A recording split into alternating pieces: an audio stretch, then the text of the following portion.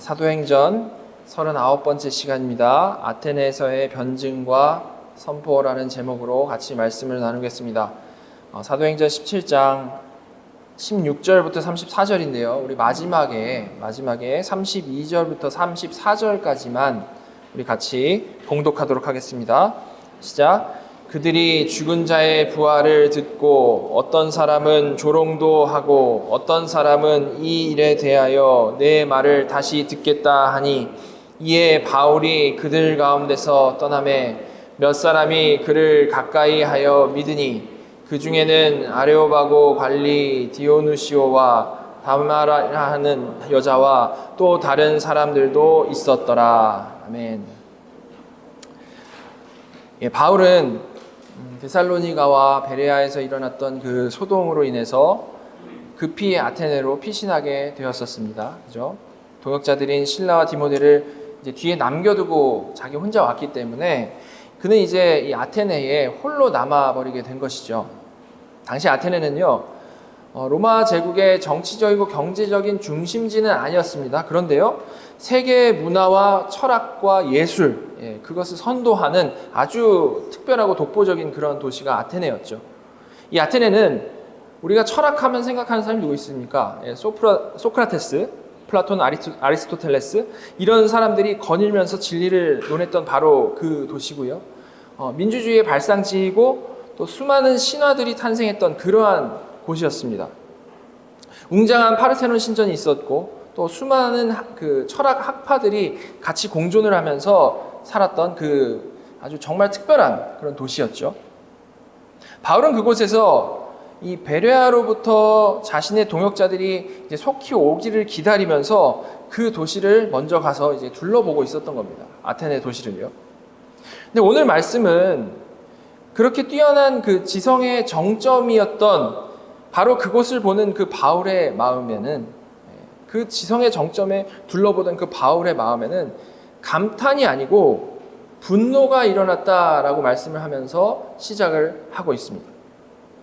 오늘 본문은 바로 그 바울의 내면에서부터 터져나온 그 거룩한 분노에서부터 시작이 되고 있다라는 것이죠. 그리고 이 분노는 당대 최고의 그 지성인들과 변론으로 이어졌고요. 마침내 아테네에서 가장 권위 있는 토론의 장이었던 아레오바고에서의 역사적인 설교로 이어지게 됩니다. 자, 오늘 말씀을 통해서 우리는 지금까지 살펴봤던 이 수많은 충돌들이 있었잖아요. 그 충돌과는 조금 다른 류의 충돌이죠. 복음이 세상의 이 지성적이고 철학적인 권세와 어떤 식으로 충돌하게 되었는지를 보게 될 겁니다. 오늘 이 말씀을 통해서 이 우리 시대를 지배하고 있는 이 잘못된 사상들과 철학들 앞에서 그리스도인인 우리가 정말 어떤 마음을 품어야 되고 또한 어떻게 복음을 변증하며 살아야 할지에 대해서 우리가 생각하고 같이 실천해 나갈 수 있으면 참 좋겠습니다. 자, 16절부터 좀 한 절씩 보면요. 바울이 아덴에서 그들을 기다리다가 그 성에 우상이 가득한 것을 보고 마음에 격분하여. 자, 바울은 아테네에서 이제 동역자를 기다리다가 그 성에 우상이 아주 가득 차 있는 것을 보면서 아주 격분했다라고 나와 있습니다. 그래서 먼저 우상이 가득하다라는 이 표현의 본래 의미는요, 도시 전체가 우상 안에 잠겨 있다라는 뜻입니다. 아주 그냥 우상으로 충만한 거죠, 그죠? 고대 로마의 작가인 페트로니우스라는 사람이 있었는데요. 이 사람이 뭐라고 얘기했냐면, 아테네에서는 신을 만나는 것이 사람을 만나는 것보다 더 쉽다. 아테네에서는 신을 만나는 게 사람을 만나는 것보다 더 쉽다라고 그렇게 얘기를 했습니다. 그만큼 이 도시의 모든 거리와 모든 그 광장, 건물은 온갖 그 잡신들의 신전과 조각상들, 제단으로 가득 차 있었던 것이고요. 그 사회 모든 것이 정말로 이 종교와 긴밀하게 연결이 되어 있었던 것이죠. 바로 이러한 아테네를 경험한 바울이 분노했던 것인데요. 그는 왜 이것을 보고 그냥 분노하고 그냥 그런가 보다 하고 그냥 넘어가질 못하고 이렇게 막 분노를 했던 것일까요? 여러분, 이 분노가 좀 이해가 되십니까? 그가 왜 이렇게 분노했는가 하면 그가 서 있는 그곳, 그 아테네도요, 역시 하나님께 영광이 올려져야 마땅한 하나님의 자리이죠. 근데 모조리 피조물에게로 그 영광이 돌려지고 있었고 우상숭배의 중심지가 되어 있었기 때문에 그러한 격분이 생길 수밖에 없었던 겁니다. 바울이 하나님을 사랑하는 마음이 컸던 만큼 그 마음이 하나님께 영광을 돌리고자 하는 마음으로 풍성했던 그만큼 그와 반대되는 이 하나님을 대적하는 이 상황 가운데에서 그는 마음속에 분노가 생겼던 거죠. 어떻게 이럴 수가 있는가? 분노가 생겼다는 겁니다. 이것이 바로 바울이 격분했던 이유입니다. 그런데 바울은 중요한 것은 그렇게 격분만 하고 끝나지 않았다는 거죠. 경로한 사도 바울이 이렇게 반응했습니다. 17절입니다. 회당에서는 유대인과 경건한 사람들과 또 장터에서는 날마다 만나는 사람들과 변론하니. 바울은 여기서 이제 두 개의 다른 그룹하고 변론을 했다라고 나와 있는데요. 첫째는 그는 회당에 가서 이미 이 구약 성경이라는 공통된 분모를 가지고 있는 유대인과 경건한 헬라인들과 변론을 했습니다. 그리고 둘째는 그는 아테네 시민들의 삶의 중심지였던 장터, 아고라인데요. 거기 나아가가지고 그곳에서 그 날마다 거기 앞에서 지나는 그 사람들과 만나가지고 변론을 한 거죠.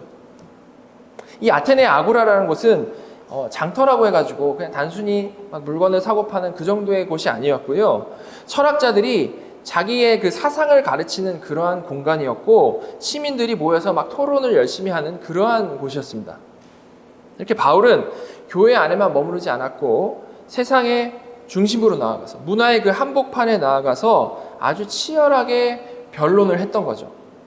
이렇게 자기 삶의 현장에서 복음을 전하기 위해서 때로는 아주 지혜롭고 때로는 아주 치열하게 변론을 하는 것, 그것이 우리에게 맡겨진 사명이죠. 우리는 여기서 다시 한번 그것을 기억해야 할 수 있는 것입니다. 자, 그런데 바로 이 아고라에서 변론을 하던 바울 앞에 누가 나타났습니까? 당시 이 헬라 철학을 대표하는 그런 사람들이 나타났죠. 그게 18절 말씀입니다. 어떤 에피쿠로스와 스토아 철학자들도 바울과 쟁론할세 어떤 사람은 이르되 이 말쟁이가 무슨 말을 하고자 하느냐 하고 어떤 사람은 이르되 이방신들을 전하는 사람인가 보다 하니 이는 바울이 예수와 부활을 전하기 때문이로라. 자, 여기서는 유명한 이 헬라 철학의 양대 산맥이죠. 에피쿠로스 학파와 스토아 학파의 철학자들이 언급이 되고 있습니다. 그들이 이 아고라에서 그 장터에서 만나가지고 막 변론을 한 거죠. 우리가 이 두 학파에 대해서 뭐 아주 구체적으로 알 필요는 전혀 없죠. 그러나 간단히 이 사람들이 어떤 생각을 하고 있었던 사람인지를 우리가 좀 이해를 하게 되면 지금 이 바울이 처해 있는 상황이 과연 무엇인지, 지금 어떤 분위기 안에서 지금 바울이 말씀을 전하고 있는 것인지를 우리가 좀 잘 이해를 할 수가 있습니다. 자, 그래서 좀 간단히만 이 철학자들이 뭐 하는 사람들인지를 좀 생각을 해보면요. 먼저 이 에피쿠로스 학파라고 하면 쾌락주의가 생각나고요. 스토아 학파라고 하면 금욕주의가 생각납니다. 이 고등학교 때 윤리 시간에 그런 식으로 배웠는데 다들 그렇게 배우셨나요? 이렇게 그냥 외우지 않습니까? 무슨 학파는 뭐고 이렇게 외우는데 사실 이렇게만 알면 근데 오해의 여지가 참 많아요. 일단 이 에피쿠로스 학파의 쾌락주의라는 건요, 쾌락주의라고 해가지고 우리가 막 일반적으로 생각하는 어떤 막 무절제한 향락주의를 말하는 게 아닙니다. 오히려 그런 것과 반대죠. 분명히 그들이 이 쾌락을 목적으로 삼고 사는 사람들은 맞았습니다. 그러나 이 쾌락이라는 거는 막 무절제한 향락이 아니고 되게 절제된 쾌락을 말하는 겁니다. 절제된 쾌락. 좀 더 자세히 말하면 그들이 추구하는 이 쾌락이라는 거는 내적인 평화를 추구하는 것, 그리고 고통 없음을 달성하는 것을 말을 하는 겁니다. 되게 절제되고 어떻게 보면 좀 수동적이죠, 그죠? 바로 이런 에피쿠로스의 사상이 지금 현대에는 어떻게 이어지고 있을까요? 이게 바로 이제 뭐 미니멀리즘 이런 걸로 이제 이어지고 있는 겁니다. 그런 쾌락이라는 거죠. 자, 그래서 스토아파는 금욕주의라고 이제 단순히 생각을 해왔는데 사실 그들이 가르치는 거는 금욕이라는 것보다는 욕심, 어떤 고통으로부터 무관심하는 거를 말하는 겁니다. 그거 상관하지 말라. 무관심해라. 평정심을 지켜라. 그런 거죠. 또한 그렇게 무관심하고 평정심만 지키면 되는 게 아니고 그들이 강조하는 정말 중요한 게 뭐냐면 그 평정심 가운데서 뭘 해야 되냐면 지혜, 정의, 절제, 용기 뭐 이런 것들, 미덕을 막 이렇게 추구하면서 살아야 된다. 평정심 가운데 덕을 추구하면서 사는 삶, 이거를 추구하는 거죠. 이게 삶의 최고의 목표인 겁니다. 다시 말해서 이들은 어떤 이런 외부로부터 오는 상황에 막 휘둘리는 게 아니고 이 좋은 덕을 추구하면서 살아가는 것을 아주 기본적인 삶으로 생각을 했던 겁니다. 현대로 가지고 오면 어떤 리더십, 자기 개발 이런 게 다 여기에 이제 속하는 거죠. 자, 따라서 그냥 이 쾌락주의, 금욕주의라고 이 표현만 가지고 생각을 하면 마치 두 사상이 완전히 반대되는 것 같아 보이지만 그렇지가 않고 상당히 겹치는 부분이 많습니다. 그래서 지금 이 자리에 이 바울 앞에도 같이 있는 거예요. 겹치는 부분이 많으니까. 하나는 이제 외적인 것에 휘둘리지 않고 내적인 쾌락을 추구하는 모습이었고, 또한 다른 한쪽은 외적인 것에 휘둘리지 않고 좋은 덕들을 추구하는 거였죠. 자, 어떻게 겹치죠? 요렇게만 들어도 둘 다 어떤 외부 상황에 휘둘리지 않고 내적인 상태를 통해서 목적을 추구하고자 하는 그런 목적이 있었던 사람들이었던 겁니다. 에피쿠로스는 내적으로 단순한 쾌락을 추구하고 스토아는 내적으로 미덕 중심의 그 삶을 추구하는 거죠. 자, 이런 비슷한 큰 틀 때문에 이 둘은 반대였던 게 아니고 오히려 종종 이 헬레니즘의 쌍둥이처럼 이렇게 여겨지기도 하죠. 자, 아무튼 오늘 이 본문과 관련해가지고 이 학파들을 생각할 때 중요한 건 뭐냐면요. 이들이 이렇게 이 내적인 거에 집중하는 사람들이다 보니까 이들은 공통적으로 자기 바깥에서 어떤 영향을 주는 신의 개입을 받아들이기를 어려워하는 사람이었다는 겁니다. 예. 물론 둘 다 신의 존재를 인정을 한다라고는 하는데 가지고 있는 각각의 신의 개념은 완전히 다르죠. 결론적으로 둘 다 이 인격적인 신의 개입을 절대 받아들일 수 없는 그런 철학 체계를 가지고 있었던 사람들이었다는 겁니다. 자, 그러다 보니까 둘 다 죽음 이유를 어떻게 생각하냐면요. 단순히 무로 여기고 그냥 소멸된다라고 여기는 거죠. 이를 어떤 두려워해야 될 어떤 것으로 생각을 하지를 않는 겁니다. 그죠? 그렇다면 이들의 이런 철학 체계를 통해서 보면 바울이 전하는 지금 뭘 전하죠? 지옥, 심판, 부활. 이거 어떻게 들리겠습니까? 이 사람들한테. 절대 받아들여질 수 없는 거. 정말 말도 안 되는 소리로 들리지 않겠습니까? 그죠? 인격적인 신의 개입을 받아들이지도 않고 죽음 이후에 대해서도 받아들이지 않는 사람들이니까 이 바울의 메시지를 받아들일 수가 없는 겁니다. 바울이 이런 사람들 앞에서 설교를 했다는 거죠. 자, 이런 사람들이 에피쿠로스 스토아 철학자들이기 때문에 이들이 바울의 말을 듣고 어떻게 반응했다라고 지금 나와 있습니까? 이들은 일단 바울을 말쟁이다라고 폄하했다라고 나와 있습니다. 말쟁이. 이 말쟁이라고 해석된 이 원어 단어는요, 이 여기저기서 막 주워들은 이 잡다한 지식을 가지고 그냥 막 나불거리는 사람, 잘 알지도 못하면서 막 잡다한 지식으로 나불거리는 사람이라는 정도의 뜻을 가진 아주 경멸적인 그런 표현이었습니다.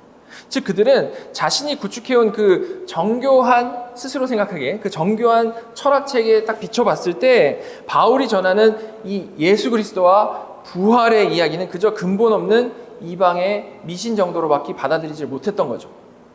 내적인 막 고상함을 추구하는 그 사람들에게 이 메시지는 너무나도 이 되게 투박한 망상, 철진한 신화 정도로밖에 받아들여지지를 못했던 겁니다. 여러분, 이것이 바로 세상의 지혜에 심취해 있는 사람들의 관점에서 본 복음에 대한 평가인 겁니다. 자기 나름대로의 교만함을 구축을 하고 있기 때문에 그들 앞에서 이 복음은 이렇게 미련해 보이는 거죠. 전혀 대화가 되질 않는 겁니다. 우리는 전도할 때 어떤 사람이 되게 지적이고 합리적으로 보인다면 우리가 좀 그 사람에겐 잘만 설명을 해준다면 복음을 참 그 사람은 잘 받아들일 수 있을 거라는 그런 막연한 생각을 할 때가 참 많이 있습니다. 그럼 오늘 이 본문만 좀 우리가 잘 생각을 해봐도 그렇지 않다라는 것을 우리가 좀 알 수 있죠.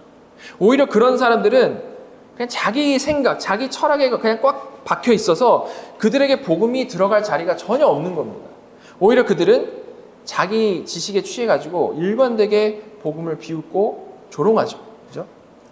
이렇게 언제나 그렇듯이 진짜 복음은 절대 이미 자기 성을 아주 확고하게 쌓고 있는 자에게 가서 어느 정도 그냥 타협을 하면서 그 성을 막 더 견고하게 만들어주고 더 빛나게 해준 재료로 쓰일 수가 없는 겁니다.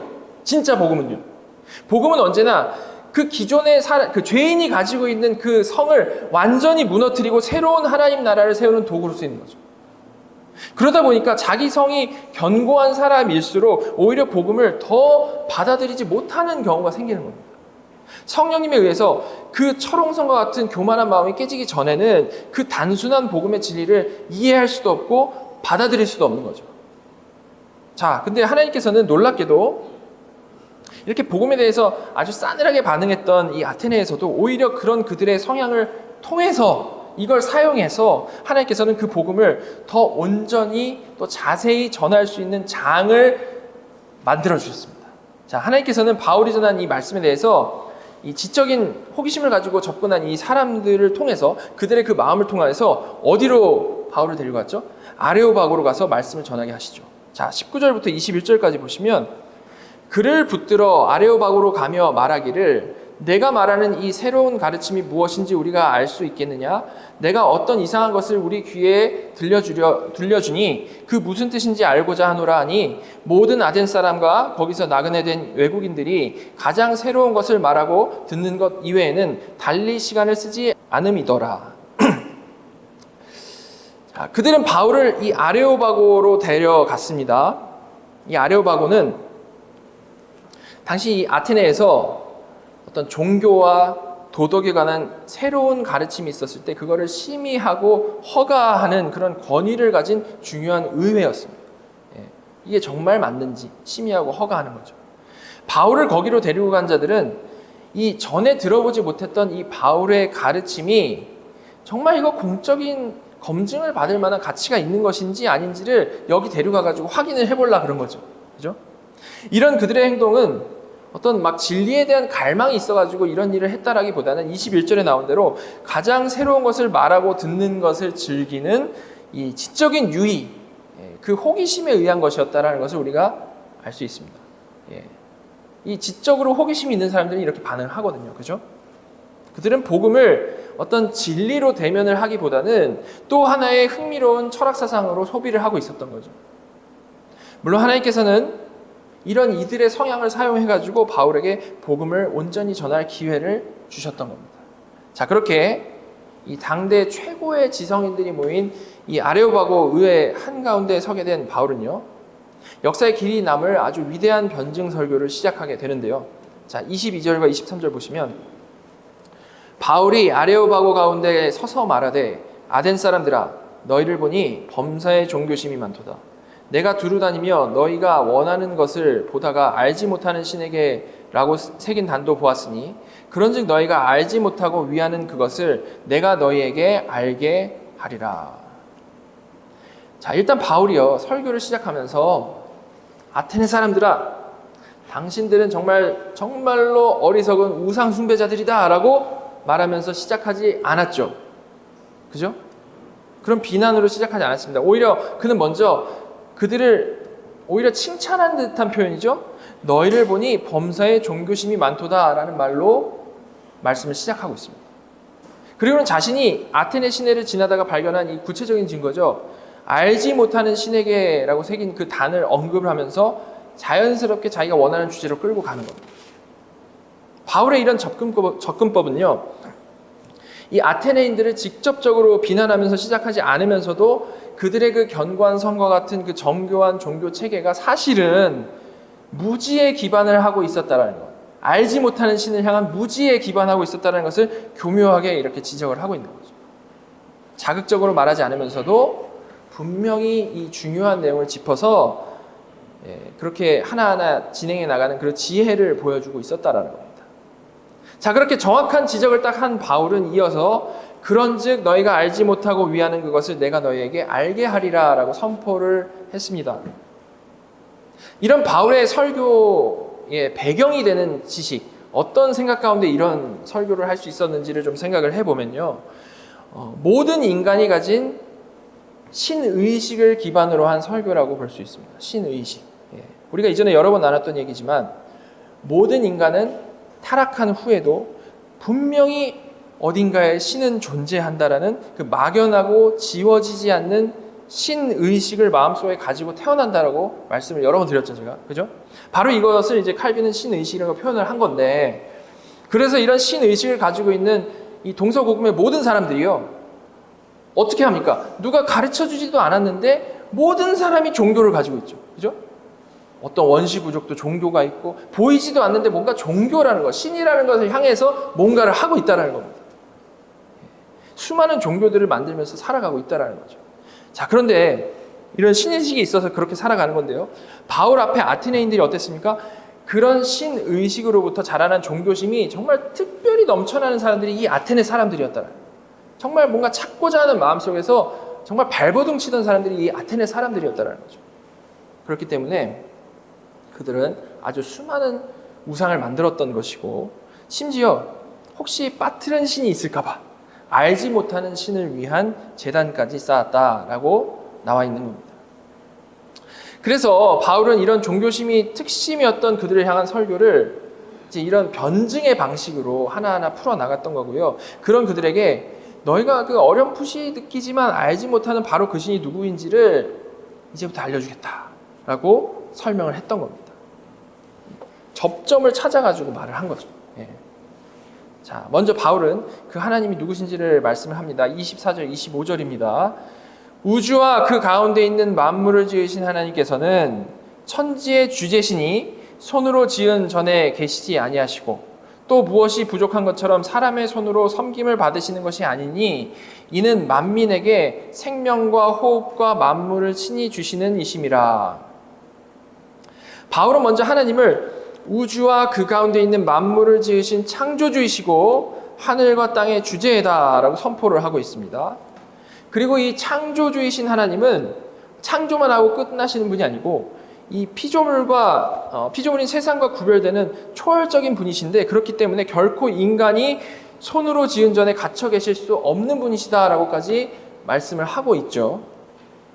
또한 하나님은 모든 것을 스스로 가지고 계시고 스스로 만족하시는 자족하시는 분이시기 때문에 다른 모든 너희들이 섬기는 다른 모든 이방신과는 다르게 사람의 손으로 섬김을 받으시는 분이 아니시다라고 말하는 겁니다. 이 아테네 사람들한테 되게 특이한 하나님이죠. 그죠? 특이한 신입니다.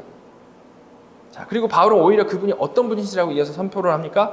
오히려 그분은 모든 피조물에게 생명과 호흡과 만물을 친히 주시는 공급자이시다라고 선포를 하고 있죠. 여러분, 이런 선포는 정말 우주가 우연의 산물이다라고 봤던 에피쿠로스의 철학이나 그냥 우연히 있었다라고 보는 에피쿠로스의 철학이나 우주 이 자체가 신이다라고 봤던 스토아의 범신론을 아주 정면으로 반박하는 거였습니다. 그들이 믿고 있던, 그 앞에 앉아있던 사람들이 믿고 있던 거에 완전히 반대로 얘기를 하는 거죠.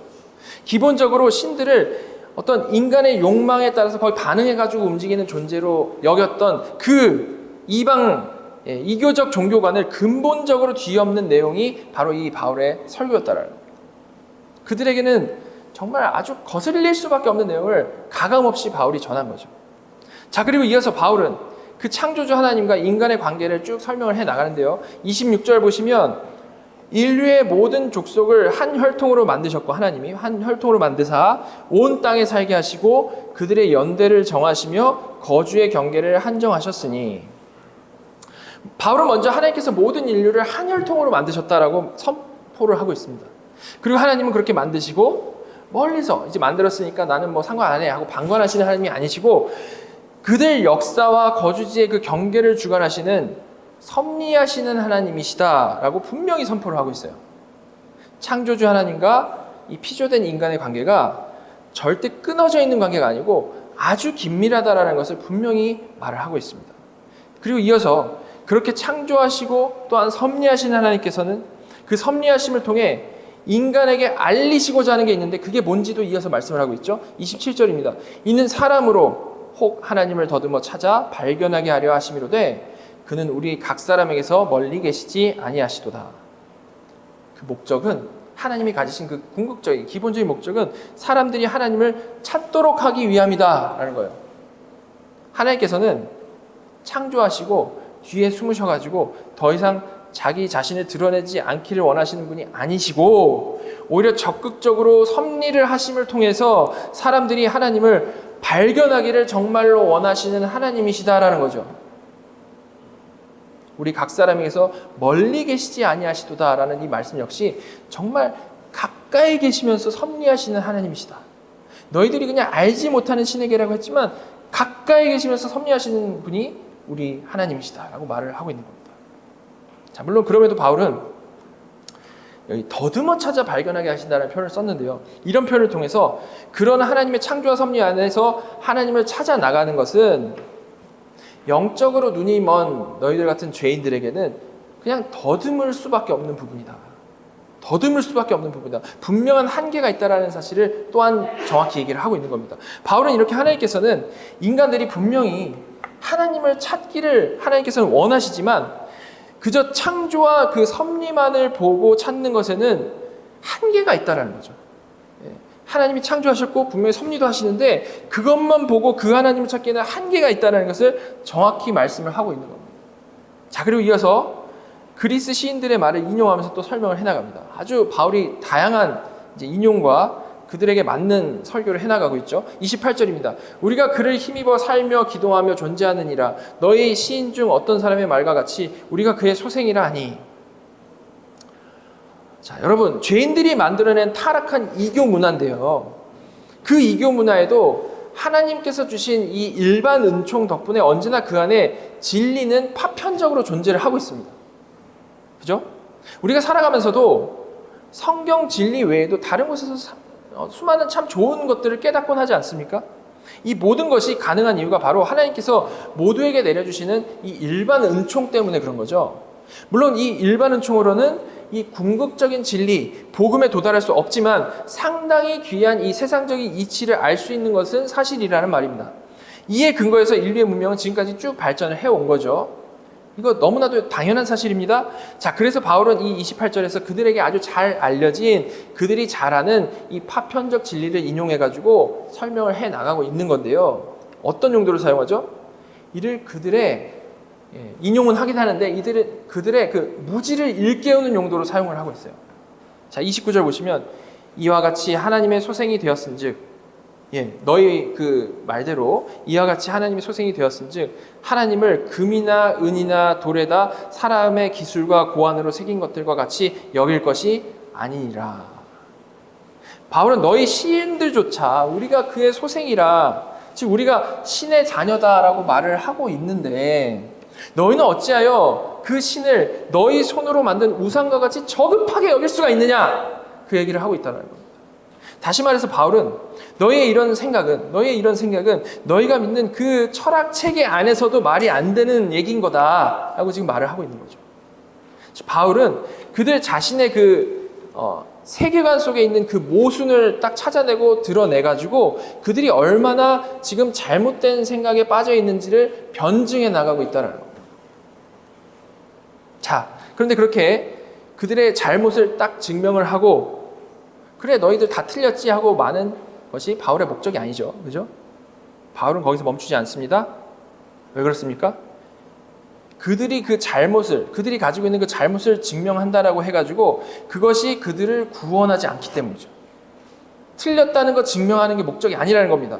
자, 그는 이제 설교의 정점을 향해서 하나님께서 주신 그 특별 계시의 영역으로 복음의 핵심으로 담대히 나아가기 시작합니다. 자, 30절입니다.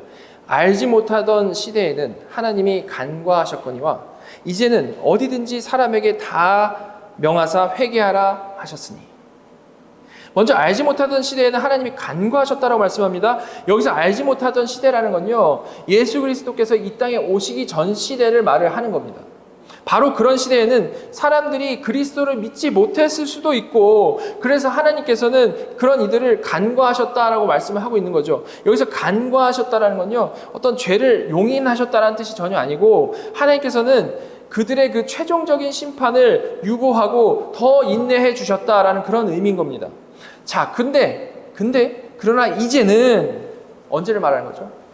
예수 그리스도께서 오셨고 십자가에서 다 이루셨고 부활하셨고 승천하신 바로 지금 이 시대에는 더 이상 너희에게는 변명의 여지가 없고 하나님께서 어디든지 사람에게 다 명하사 회개하라 하셨음을 그들 앞에 담대히 선포하고 있다는 거예요. 어떻습니까? 이제까지 그들 수준에 맞춰가지고 철학적인 주제로 막 변증을 했던 바울이요, 일단 그들의 그 시인들의 말까지 인용을 해가지고 합당한 그 논리로 그들의 생각을 탁 깬 다음에 바로 그 위에다가 하나님의 그 권위 있는 말씀, 명령, 회개하라라는 그 명령을 선포한 거죠. 그렇죠? 어떤 그 사람들의 눈치를 보는 게 아니라 담대히 선포했던 겁니다. 그리고 바울은 이어서 왜 모든 사람이 과연 회개를 해야 되는지, 이어서 말씀하고 있죠. 31절입니다. 이는 정하신 사람으로 하여금 천하를 공의로 심판할 날을 작정하시고 이에 그를 죽은 자 가운데서 다시 살리신 것으로 모든 사람에게 믿을 만한 증거를 주셨음이니라 하니라. 자, 왜 모든 사람이 회개해야 한다라고 말씀을 하고 있죠? 이는 정하신 사람으로 하여금 천하를 공의로 심판할 날을 작정하셨기 때문이다라고 말씀을 하고 있습니다. 역사의 끝에는 반드시 하나님의 공의로운 심판이 있을 것임을 말을 하는 것이고요. 그 심판은 하나님께서 정하신 한 사람, 바로 예수 그리스도를 통해서 집행될 것임을 여기서 분명히 말씀을 하고 있는 겁니다. 심판이 분명히 있다라는 거죠. 자, 그리고 바울은 이 미래에 있을 심판이 확실하다라는 것을 너희는 어떻게 믿을 수 있다라고 지금 설명을 하고 있습니까? 31절 뒷부분에 나온 대로 하나님께서는 모든 사람에게 그것을 믿을 수 있는 믿을 만한 증거를 주셨는데 그 증거가 바로 이에 그를 죽은 자 가운데서 다시 살리신 것이다 라고 말씀을 하고 있죠. 죽은 자 가운데서 다시 살리신 것이 증거다라는 거죠. 여러분, 역시 지금 이 바울의 설교도요, 그 핵심이 뭡니까? 철학적으로 변증하는 게 핵심이 아니고 그리스도의 부활이라는 그 역사적 사실이 그 핵심인 겁니다. 역사적 사실. 지난주에도 제가 말했지만요, 기독교 신앙은 다른 어떤 종교나 다른 어떤 철학들처럼 어떤 추상적인 관념 체계가 절대 아닙니다. 그게 아니고 우리가 믿는 이 복음은요, 예수 그리스도의 죽음과 부활하심이라는 이 시공간 속에서 일어난 정말 역사적인 사실에 그 뿌리를 두고 있는 진리라는 거죠. 바로 그 역사적 사실이 우리 믿음의 핵심이고요, 가장 확실하고 논박할 수 없는 증거인 겁니다.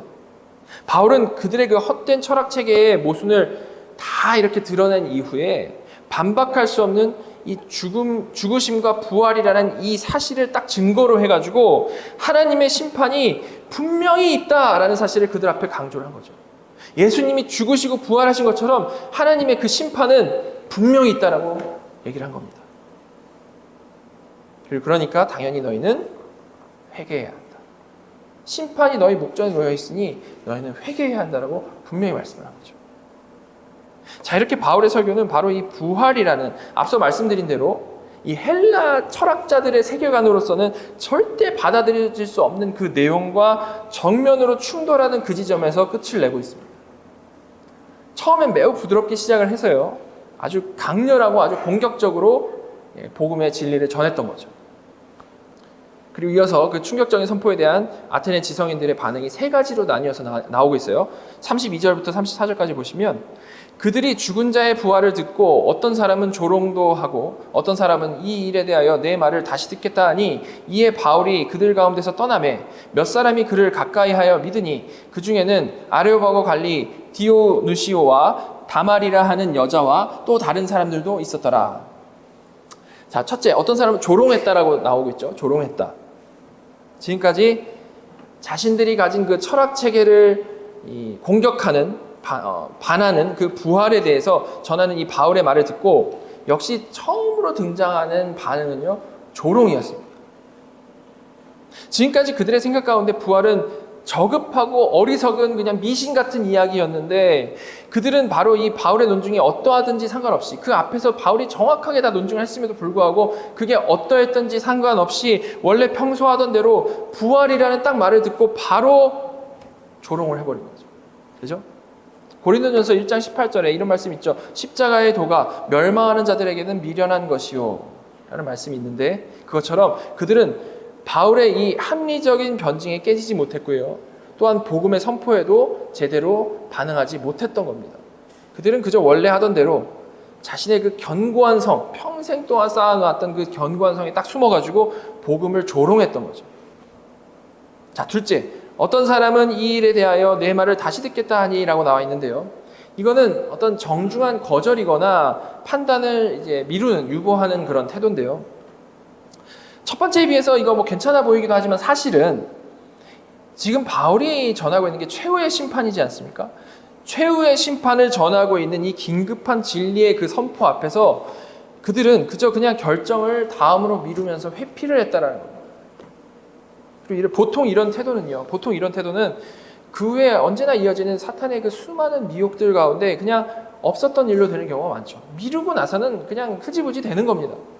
사탄의 게임 가운데 무관심과 게으름으로 끝나는 경우가 대부분이라는 거죠. 우리도 잘 알다시피, 그죠? 이렇게 진리 앞에서 이거를 다음으로 미루는 건요, 결국 불신앙의 또 다른 모습일 수밖에 없는 겁니다.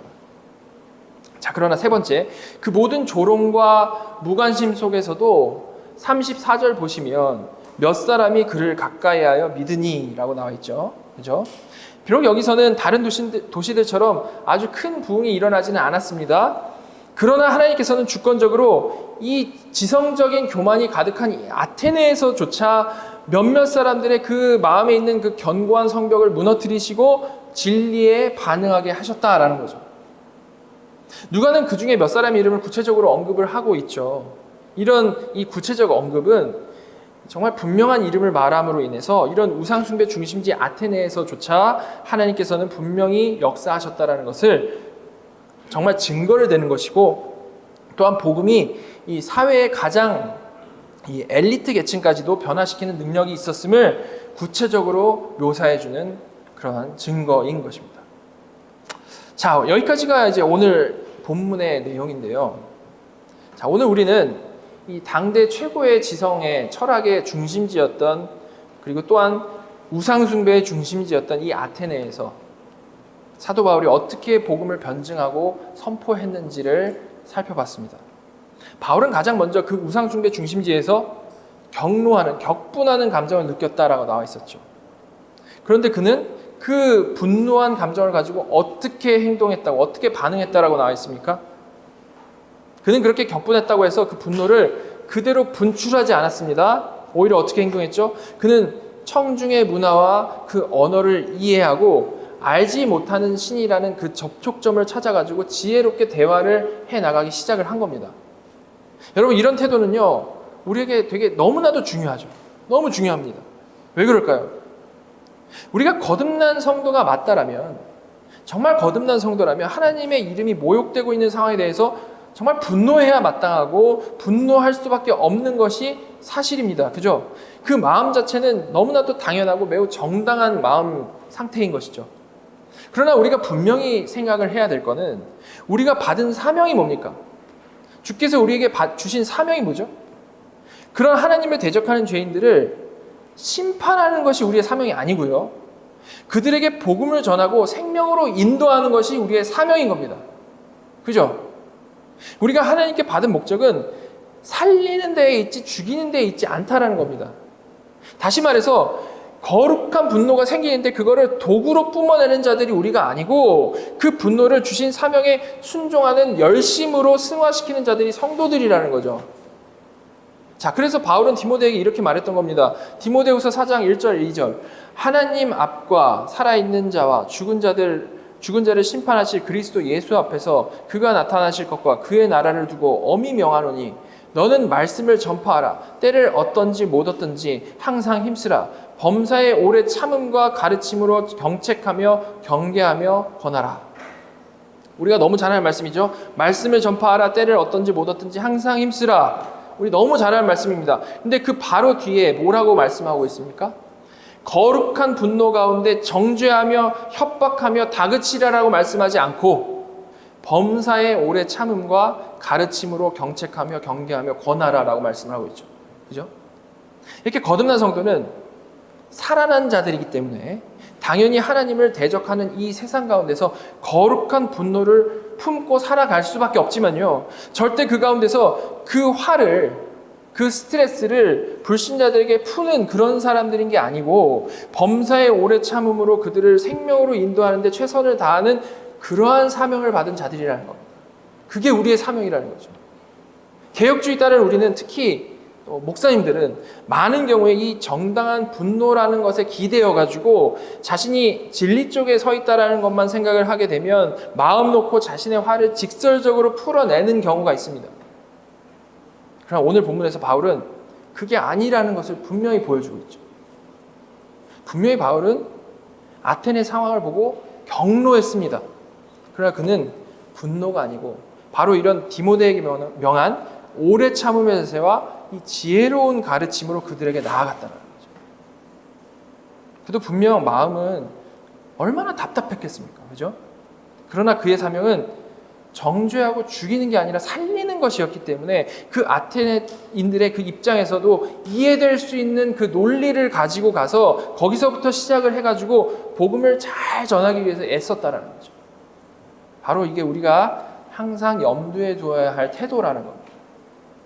자, 그런데 혹자는 이 본문을 가지고 바울의 이 유연하고 이 잘한 행동을 가지고 다른 곳에서보다 이 아테네에서 사람들이 적게 회심했다라는 그 사실을 지적을 하면서 복음은 그저 선포하는 것이지, 담대히 선포하는 것이지 설득하는 것이 아니다, 그렇게 지적하면서 평가를 하곤 합니다.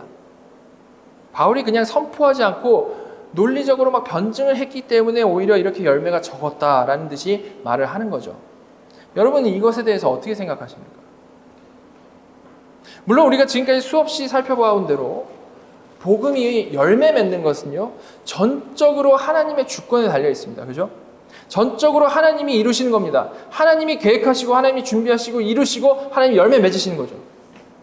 그러나 그렇다고 해가지고 선포가 맞지 설득이 아니다라고 말할 이유는 전혀 없다라는 겁니다. 둘은 그렇게 맞서는 주제가 아니고요, 둘 중에 하나를 우리가 택해야 할 이유가 없는 거죠. 일단 여기서 바울은 설득만 하고 선포를 하지 않은 것이 아니었습니다. 그렇죠? 오히려 여기서 바울은 이 복음 선포를 잘하기 위해서 그 전 단계로 정말 머리를 써서 설득을 했고, 이는 매우 적절하고 잘한 것이었죠. 하나님께서는 우리를 분명히 이성적인 존재로 창조를 하셨고요, 그렇게 이성적인 존재인 우리는 하나님께서 우리에게 주신 모든 것을 최대한 활용해가지고 복음을 전해야지 맞는 겁니다. 즉 설득과 선포는 언제나 같이 가야 되는 것이고, 사도 바울은 여기서 이거를 너무 잘 해냈다라는 거죠. 자, 그런데 그럼에도 불구하고 왜 사람들은 이 본문을 통해서 선포가 중요하지 설득이 중요하지 않다라는 식의 주장을 하는 걸까요? 사실 이런 선포만을 강조하는 이런 생각은 겉보기에는 마치 하나님의 주권을 매우 중요시해가지고 그렇게 말하는 것 같아 보입니다. 하나님의 주권이 모든 것에 하나님 주권 아래에 있으니까 선포만이 중요한 것이다. 죄인은 본래 설득되지 않는 존재이니까 선포만 하면 하나님이 이루시는 것이다 라고 말을 하는 거죠. 그러나 이에 대해서 우리가 조금만 더 생각을 해보면 이 본문을 통해 그런 논리를 도출해냈다라는 건요, 사실 오히려 하나님의 주권을 인정하지 않는 잘못된 생각에서 출발한 것이라는 것을 우리가 알 수 있습니다. 자, 본문을 보시면요, 본문 다시 보시면 이 아테네에서 사도 바울의 사역이 다른 곳에서보다 실패했다라는 그러한 생각이 어디서부터 나온 생각일까요? 아테네에서 변증을 사용해서 복음을 전했을 때 그로 인해서 회심한 숫자가 적었다, 그 결과가 적었다, 그 열매가 적었다라는 사실에서부터 이런 생각을 하는 겁니다. 그렇지 않습니까? 즉 여기 깔려있는 생각은 뭐냐면요, 결과가 나쁜 것은 방법이 잘못되었다라는 그런 생각에서부터 온 거죠. 그죠? 자, 그러나 사실 우리가 어떤 방법을 택하냐에 따라서 우리가 막 잘하고 못하느냐에 따라서 그 결과가 다르게 맺힌다라고 생각을 한다라는 거, 그 생각 자체가 이게 맞는 거겠습니까? 그런 생각은 정말 완전히 잘못된 거죠. 우리 하기에 따라 결과가 좌우된다라는 그런 생각은 사실 진짜 하나님의 주권을 인정하지 않는 그러한 생각인 겁니다. 그렇지 않겠습니까? 우리는 절대 아테네에서 이 전도 방법이 잘못됐기 때문에 사도 바울이 실수해서 열매가 적었다라고 생각하는 그런 생각을 가지면 안 되는 거고요. 오히려 반대로 그 과정은 정말 훌륭했지만, 사도 바울은 그 상황에서 가장 적합하고 온전하게 복음을 잘 전했지만, 하나님께서는 그의 뜻하신 바 안에서 이 아테네에서는 적은 열매만을 맺게 하셨다라는 생각을 해야 우리는 맞는 겁니다. 그것이 진짜 하나님의 주권을 인정하는 성도의 올바른 생각인 것이죠. 이렇게 이 본문이 나온 결과의 자금을 가지고 변증, 어떤 설득은 잘못됐고 선포만 맞다라고 하는 것은 이 결과의 많고 적음을 가지고 옳고 그름을 판단하는 아주 이 잘못된 생각에서부터 온 것이고요. 우리가 가져야 할 바른 태도는 무엇인가 하면, 우리가 복음을 전할 때 언제나 하나님께서 우리에게 주신 이성을 최대한 활용해서 최대한 그 상황에 맞게 변증하고 설득하면서 그 가운데 온전히 복음을 선포해 나가야 한다는 거예요. 바울이 마지막에 가감 없이 전했잖아요. 복음을 그 온전히 선포하기 위해서 그 많은 생각과 변증을 해 나갔다라는 겁니다. 자, 말씀을 마치며 마지막으로 우리 자신을 우리가 좀 돌아봤으면 좋겠습니다. 오늘날 우리가 살아가는 이 시대는 정말 아테네에 전혀 밀리지 않는 우상숭배의 시대죠. 그죠? 과학과 이성이 우상이고, 인본주의적인 수많은 철학들이 우상이고, 수많은 이 세속적인 욕심들이 우상으로 정말 사람들의 마음을 사로잡고 있습니다. 어딘가 다 이렇게 사로잡혀서 살아가고 있죠. 중독돼서 살아가고 있습니다. 이러한 세상 속에서 여러분은 어떤 마음으로 하루하루를 살아가고 계십니까? 먼저 바울처럼 이 거듭난 성도의 마음, 정말 살아있는 이 마음으로 세상의 그러한 수많은 우상 숭배들을 보면서 영적인 고통과 거룩한 분노를 느끼면서 살아가고 계십니까? 거듭난 자이고 정말 살아난 자라면 마땅히 가져야 하는 그런 마음이 여러분 가운데 계십니까? 그리고 그 세상을 보고 느끼는 그 분노를 비난과 정죄의 도구로 사용하지 않고, 그 비난과 정죄함을 통해서 그 사람보다 나은 나를 자랑하려고 하질 않고, 그게 우리 신앙 모습이 아니고 오히려 그 세상 속으로 들어가서 그 분노를 지혜롭게 변증하면서 선포하는 에너지로 사용하면서 살아가고 계십니까? 여러분, 말씀드린 대로 결과는 언제나 전적으로 하나님께 달렸습니다. 그죠? 하나님께서 사명을 감당하는 자들을 사용하셔가지고 이 세상에서 구원할 자를 구원해 내시죠. 그죠? 어떤 때는 단번에 3,000명도 회개하게 하시는 게 하나님의 능력인데요. 어떤 때는 이 아테네에서처럼 적은 수만 반응하게도 하시는 것입니다. 하나님의 뜻 안에서. 이렇게 결과는 하나님의 뜻 가운데 하나님이 맺으시는 거죠. 따라서 우리는 그런 우리에게 달리지 않은 하나님의 영역인 그 결과에 연연할 게 아니고 우리가 무엇을 생각해야 됩니까? 나는 지금 정말 하나님이 나에게 주신 약속, 복음은 모든 믿는 자에게 구원을 주시는 하나님의 능력이라는 그 약속의 말씀을 정말 굳게 붙들고 살아가고 있는가? 그래서 내 주어진 삶 가운데 하나님이 나에게 주신 이 삶의 영역과 시간과 이 모든 관계 가운데 치열하게 고민하면서 복음을 전하는 그 사명을 감당하려고 애쓰면서 살아가고 있는가? 우리 이걸 돌아봐야 됩니다. 늘 우리가 말씀 들어놓고 그 말씀에 아멘 해놓고 말씀에 정말 좋다라고 반응하고 은혜 받았다라고 반응해놓고 주위에 있는 가족들, 주위에 있는 친구들, 친한 사람들에게 우리가 전혀 입을 열지 않고 살아간다면 그것은 정확히 불순종하고 있는 거죠. 우리가 아무리 잘 이해했고 이해하며 감동하면서 눈물을 흘렸다 할지라도 삶 가운데 우리가 실제적으로 반응하지 않는다면, 그냥 우리가 울고 끝났다면 그거는 여전히 불순종하고 있는 상태라는 겁니다. 자, 여러분 어떤 길을 걸어가고 계십니까? 다시 한번 말씀드리지만 결과는 전혀 우리에게 달린 거 아닙니다. 따라서 우리는 분명히 청지기 정신을 가지고 하나님께서 주신 그 상황 가운데서 최선을 다하면서 살아가는 것이지만 결과에 연연할 필요는 없습니다. 하나님께서 가장 선한 결과를 맺으실 것을 믿고 우리는 나아가면 되는 겁니다. 그러나 그런 선한 결과를 내려주실 것을 정말 우리가 기대하고 믿고 살아가기 위해서 우리에게 정말 너무나도 중요한 것은요, 가장 먼저 말씀을 정말 마음으로부터 믿는 것이고, 그와 동시에 진정으로 믿는 자에게 나타나는, 정말로 믿는 자에게 나타나는 순종이 우리에게 필요한 것이죠. 자, 여러분 모두가 그 무엇보다도 바울이 전한 이 복음, 그리스도의 십자가와 부활의 이 복음을 먼저 정말 마음으로부터 믿고 큰 은혜를 누렸으면 좋겠습니다. 정말 살아가면서 날이 갈수록 그 은혜를 더욱더 풍성히 알아갈 수 있으면 정말 좋겠습니다. 그리고 바로 그 살아있는 믿음으로 우리가 그 말씀에 순종함으로 그 깨달은 은혜, 하나님이 나에게서 어떠한 사랑을 베풀어 주셨는지 그 깨달은 그 사랑을 세상에 나아가서 지혜롭게 변증하고 또한 담대하게 선포함으로 사명을 충성되게 감당하는 경건한 성도들이 다 될 수 있으면 좋겠습니다. 성령님께서 우리 모두에게 그런 큰 은혜 주시고 정말로 강력하게 우리를 인도해 주시기를 간절히 소망합니다. 우리 같이 기도하도록 하겠습니다. 하나님, 아테네의 수많은 우상들과 우상 숭배자들 사이에 둘러싸여서 큰 두려움과 스트레스 가운데 놓여 있었음에도 불구하고 전혀 움츠려들거나 전혀 자기 방어적인 태도를 보인 것이 아닌 정말 하나님께서 주신 지혜로 변증하고 복음을 끝까지 담대히 전한 사도 바울의 사역을 저희가 살펴보게 하여 주심에 감사드립니다. 하나님, 저희가 이 시간 사도 바울이 처해 있던 그 상황과 크게 다르지 않은 저희의 현실을 제대로 보게 하여 주셔서 먼저 이런 세상 가운데에서 거룩한 분노를 품을 수 있는 살아있는 마음을 저희에게 주시옵소서.